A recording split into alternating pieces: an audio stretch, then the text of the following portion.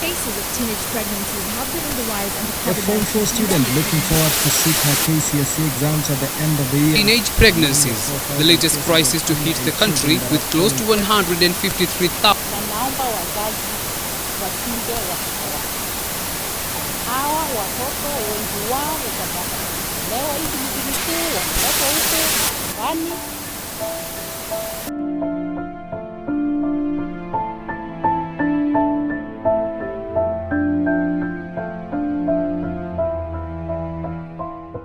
One in every 5 adolescent girls has either had a live birth or is pregnant with her first child, majority who are between the age of 15 and 19 years.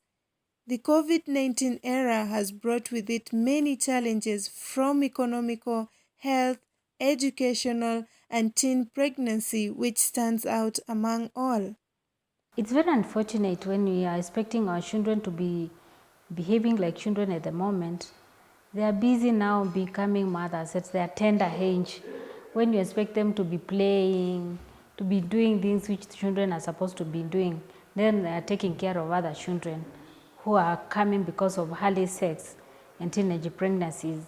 And it's something which is very worrying. A long time ago, children used to belong to the community.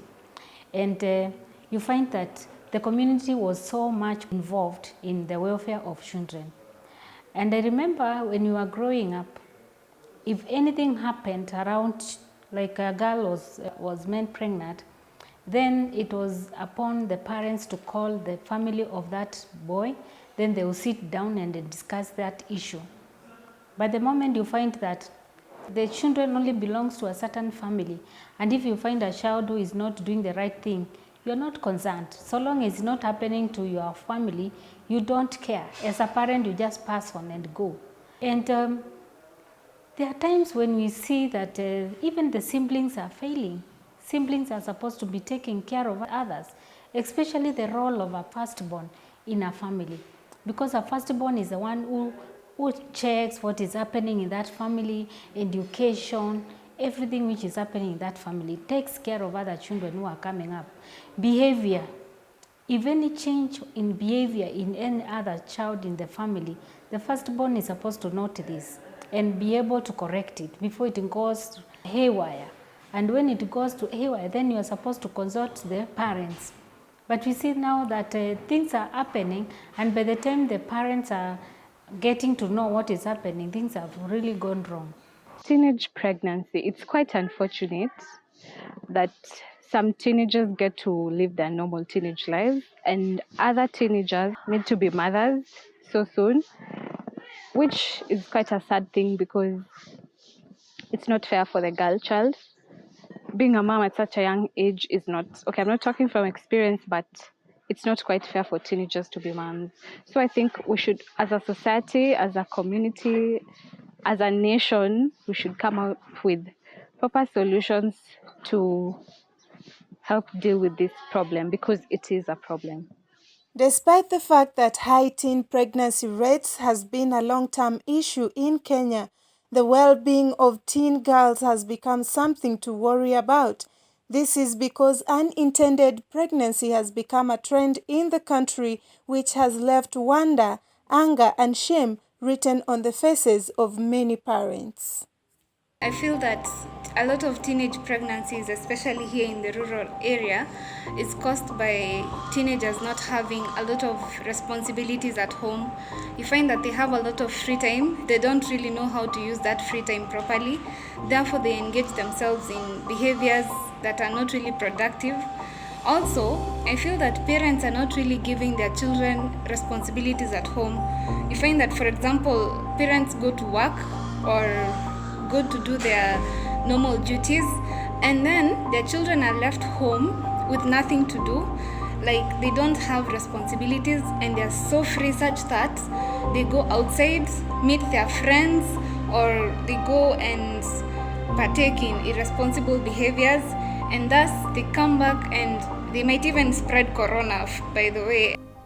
I feel it's because parents don't talk about it. Like in Africa, talking about sex, the topic of sex, boy-girl relationship, is often viewed as off limits.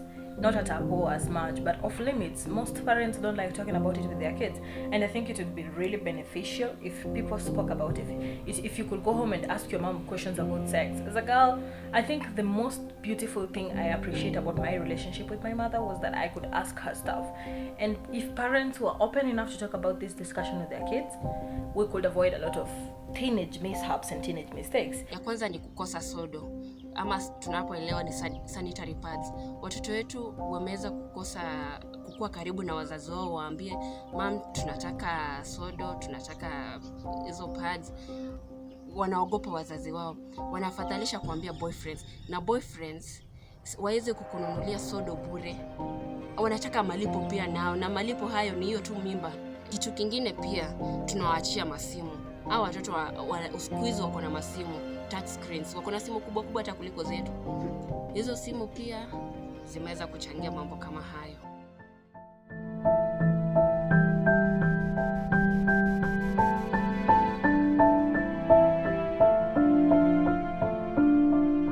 School closure has also cut off girls from the eyes of teachers who can sound the alarm in suspected cases of abuse. As a result, students have been left idle and away from the eyes of the busy parents. Restriction on movement have also made it hard for girls to access contraceptives, sanitary towels, and family planning services, as well as mandatory curfews have had girls trapped in homes with predatory family members, neighbors, and boyfriends. Many teenagers become sexually active earlier than expected. Parents assume that their teenage children are not practicing sex or are too young to have sex, but the reverse is true. The question is, who is to blame? Personally, I've not done research, but I can hear a lot of information from the media. I hear reports of other researches that have been done, and yes, those reports tells us of increased teenage pregnancy, especially during this period of where children have stayed home in a prolonged period as compared to the short breaks they usually have from schools. So yes, they have increased. The Bible tells us in the book of Proverbs chapter 22 verse 6, train a child the way you want them to go, and even they grow old, they will never divert from that way.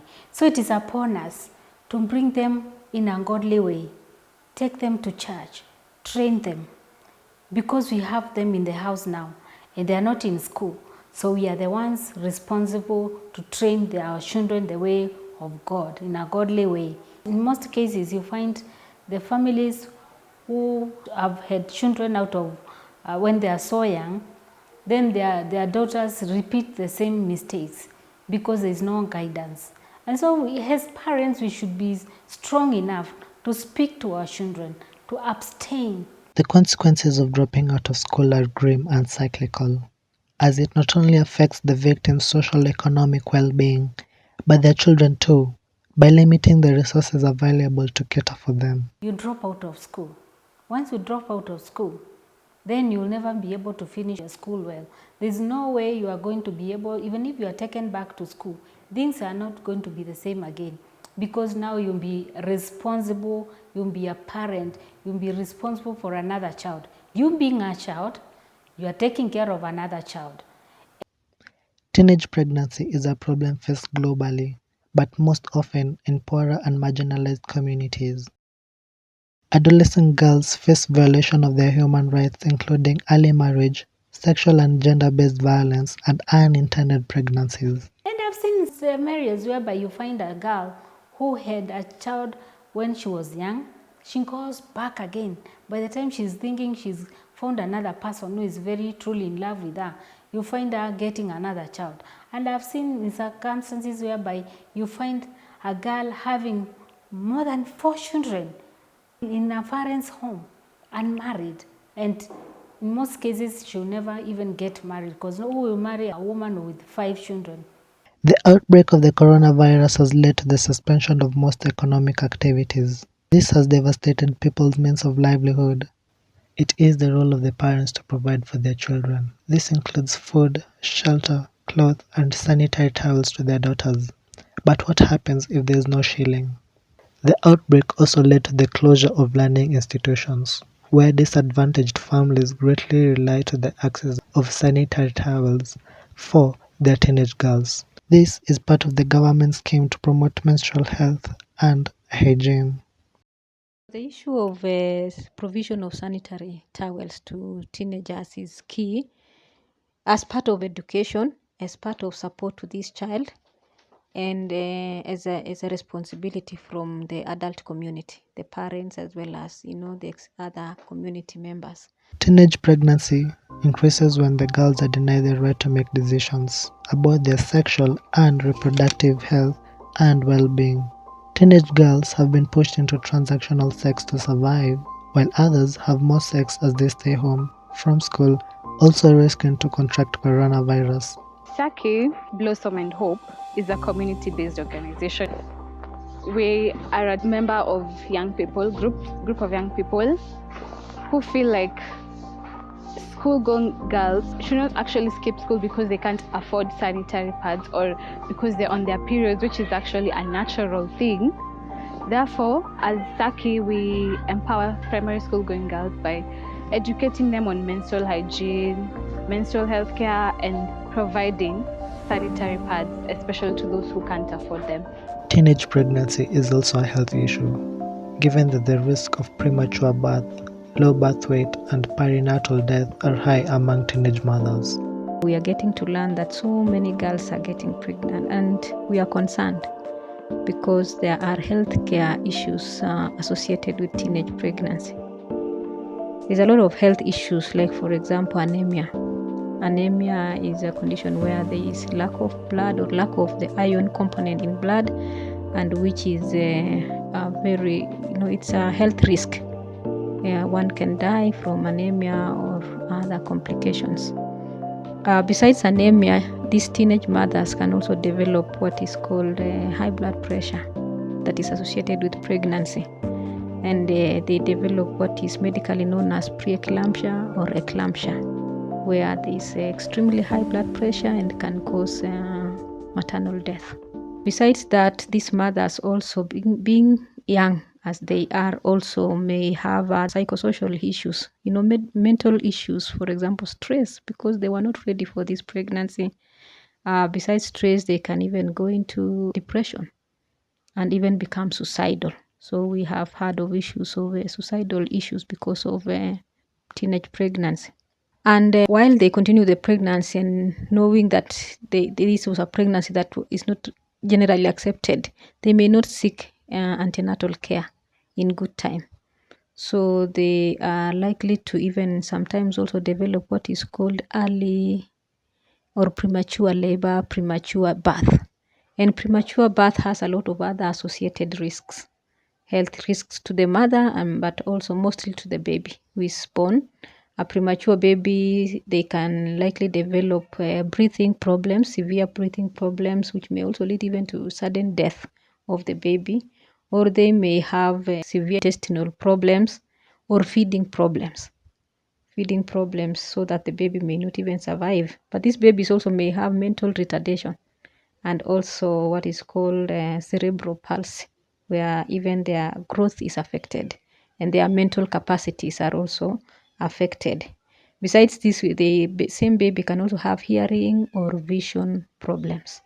Even infection problems. These babies are so prone to infection and also what is called sepsis, where the whole system, circulatory system, could be affected by bacterial infection. Many teenage pregnancies are neither planned nor wanted. Unmarried teenage pregnant girls may face stigma or rejection by parents and peers. Early pregnancy also brings that ridicule. You not belong. You are a child. You are supposed to be belonging to a certain age group. But now you can't belong to that age group because you have a baby. You are a mother now. Now you are out of that age group. May the problem be that there's lack of comprehensive sex education? Sex education is part of the life skill curriculum, but must be age appropriate and should include things like abstinence and safe sex practice. It is a very debatable topic, or that sex education is key in helping these children to understand themselves. I think this education should begin from home. Should really begin from home as young as even a 2-year-old, but the information given should be age related. Age related in the sense that a 2-year-old child or a 3-year-old child just asking questions about their bodies, the parents should be able to tell them, the names of the parts of the bodies, including those private areas, so that they know and they begin to become comfortable with their own bodies, their own anatomy. But it's not called sex education. It's a natural thing that happens as we teach children how to eat, how to clean, how to put on clothes. We should also introduce the topic of sex education as early but age-related, information. But as they go to school and as they grow, parents should not neglect the same duty to continue teaching them as they grow, as they become teenagers. At puberty, they should understand the changes that are happening and why these changes are now coming in at this place when children are 9 years, 10 years, 11 years, even 12 years. This sex education should include issues of teenage pregnancy. Really, it should be said clearly. A long time, even extended family were involved, like the aunties, the uncles, in teaching boys and girls about sex.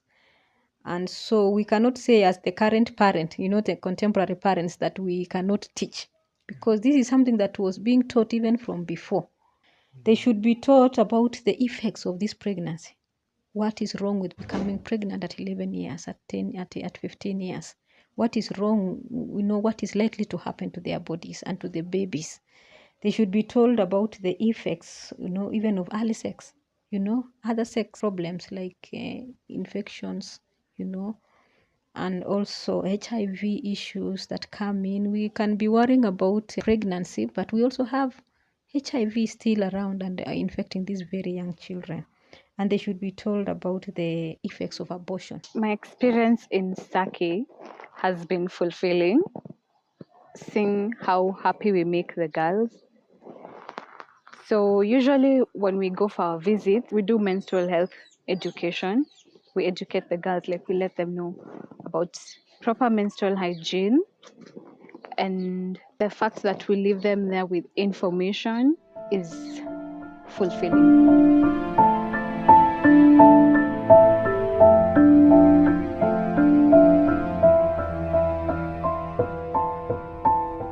So let's all get involved. The church, the community, and the parents. Even our children. Let's all come together. What we are facing, what we are seeing now, it's very worrying. And so what can be done? Let's put our children in a certain program during the day. Because now there's this coronavirus, they are not in school anymore. Let's be the ones to do what the teacher does. Because they're used to that in school. And so when they have that guidance to be told what to do, then they will not go away from it. Secondly, let's have counselors in the communities. Let's have time to sit with them and tell them what can be done. Teenage motherhood is a catastrophic and disempowering outcome in the life of a girl. Parents should take up responsibilities, and the society can help by providing financial, emotional, and physical support in order to stop the rise of teenage pregnancy in our country. It's everybody's job. Besides sex education that I have talked about in detail, and also life skills, like teaching children to say no to sex, or teaching children to manage their emotions, or teaching children to have social skills, communication skills. I think this one goes a long way in helping to prevent, because a girl or a boy who is able to say no to sex, early sex, is a boy who can successfully continue with school. So besides life skills and sex education, I think parental guidance remains key. Again, the larger society, the community also has a role. I feel like the church has a role, the mosques, the Muslim education centers have a role in helping these children to avoid pregnancy by teaching, by educating, by giving, expected rules, by giving, value systems, encouraging the value system for these girls. So the larger community, including the government, really, because government has a way of probably regulating the media, social media, which has been an influence to our young children. So social media, social, stuff like pornography should be regulated, and this is the job of a government. And also poverty eradication. We are aware that a bigger population of teenagers are also poverty stricken, or they're in poverty situations. And in this case, it's beyond what a parent can do. And therefore, the government is able to put up programs that can help. And also putting up teenage programs that can be supportive, that can be educative, that can be protective of the teenagers.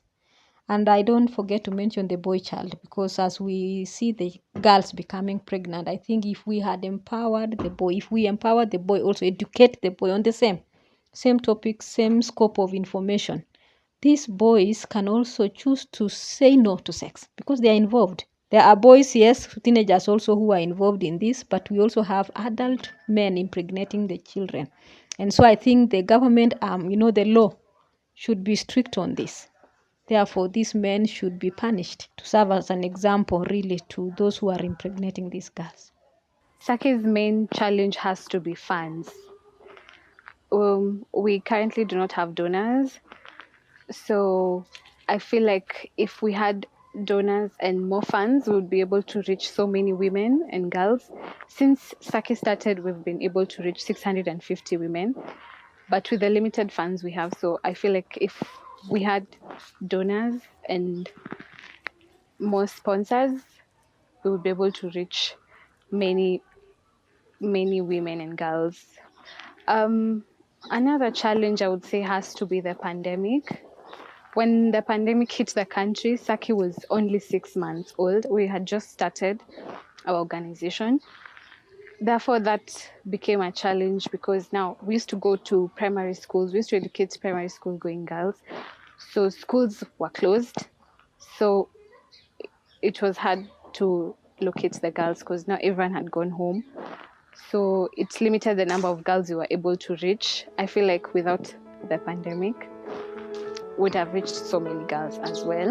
I am Natasha Chebeth.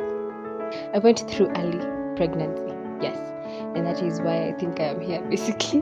Because I really do not mind sharing about the experiences of early teenagehood pregnancy and all that. I wasn't really early, but are you ever really prepared? Unless you are prepared, Yeah, so I was 18.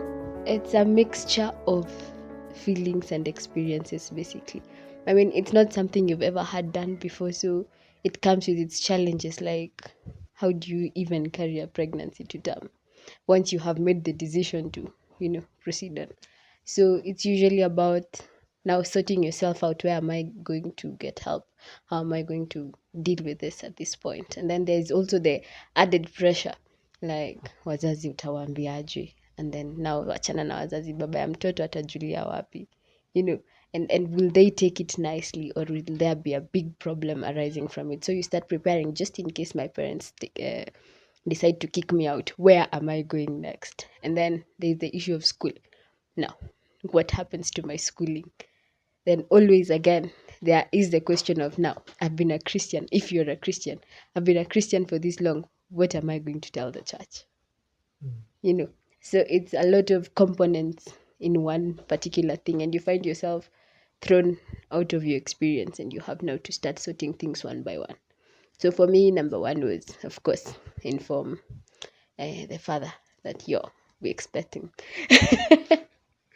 That wasn't a nice experience. Let's just say I'm not going back there. Like I do not want to ever have to break such news to anyone, or to want someone else to have to break those particular news. Yeah, so that went like that. But with regards to my parents, they actually took it really nicely. and they decided to help me out. So there was the question of where am I going to get support from was sorted because my parents came through. But now the question about everything else, myself, how do I take pregnancy? It wasn't easy because now you have to deal with, you're 18. Number one, you're vain at most. So my body, where is it going? So what will happen to me through this pregnancy? Pregnancy itself is not easy because constant changes, constant mood swings, constant maybe nausea for those that had morning sickness, constant having to crave things, and perhaps you don't even have the money to sort those cravings out or something. Yeah, so it wasn't an easy part of my life. Then now there's the dealing with the I have made a mistake part. I think that is the longest journey I have ever made because I have to think of now, how do I get back to where I was? Because at 18, you are not ready to be a mother. You're not ready to be called mom by someone, to have one being solely relying on you for survival, So the basic arrival to that point where I have a life to represent, it's mind blowing, and you know how to sit and think and plan, basically. Yeah, my pregnancy was not a risk pregnancy, but there were constant issues of UTI, urinary tract infection. This is because when you're pregnant, your pH level reduces significantly, and this paves way for infections to just come, opportune infections to come up. So yes, I had to constantly go back and forth to hospital because of urinary tract infections. Apart from that, I had a smooth pregnancy. I did not have morning sickness because the myth is people usually have morning sickness. No, I didn't have, not even one time. So yeah, I didn't have morning sickness, but my pregnancy was relatively okay, separate from the UTI because twice I was admitted because of the UTI. Yes. So having been at that point where I had to think and to sort out my life, it came down to, fine, I have financial support. And if I didn't, there are so many other organizations that help out young women, like beginners. They give you a way to earn money, or they show you how to earn money. They educate you in skills of earning money. Now, that is okay. Financial help is sorted. And NHIF is relatively not expensive. It's 500 shillings per month. So you can basically provide for your child. But then comes down to, am I okay? Really, am I healthy as a whole? Because I may be physically well. I am also financially stable. But am I mentally, am I psychologically, am I emotionally well? So my community-based organization will be balanced on the basis that, are we really taking care of 100% health? So the mental, the psychological, and the emotional. So when you get to that point, you look at many young mothers are faced with guilt because you are pregnant at a young age. You're definitely not ready for it. So what happens? Is anyone taking care of that? There is the constant way that society just shuns you out. Because also look at the fact that perhaps this girl was rejected by the father of the child. That ought to bring a lot of confusion into the life of that child, and then of the child who is having a child. And then now you see all those things compounded into one does not make a healthy human being. So I intend to focus on the well-being, emotional well-being, psychological well-being, and mental well-being of this mother, so that they are able to adequately take care of their child. Strategy is to have an in-house counselor. That is someone that is attached to the organization who helps by giving therapy sessions to these children. Unlike what society thinks, therapy is for healthy people. If you are unhealthy, you would not be in therapy. You'd need to be in a ward. Therapy is for healthy people that are facing normal life challenges and are not adequately prepared to take care of these challenges. So that is why I recommend therapy for anyone, and that is what we are going to provide. Therapy. Also, group mentality. When they are together in one place, they are able to talk and discuss with each other, support each other in that way. And also, third, sensitizing this community so that we do not shun out these children. We do not shun out these children with children. sometimes society looks at you as a rotten apple, yet it was a one-off time, a mistake, and you have to handle it at that point. So we need to sensitize the community to handle that. The community is also not able to handle it sometimes because there is a rising number of teenage pregnancies. There is a rising number of early pregnancies. So this number, how do we combat it? How do we help out the community? So we start at the basis. Are parents doing enough? Are the children listening enough? Is society itself doing enough? Is the government doing enough? Are teachers doing enough? Just looking at that, it means sensitizing the entire community at large. So you target an area, you take care of that area, then you move on to the next area. So you make progress one by one.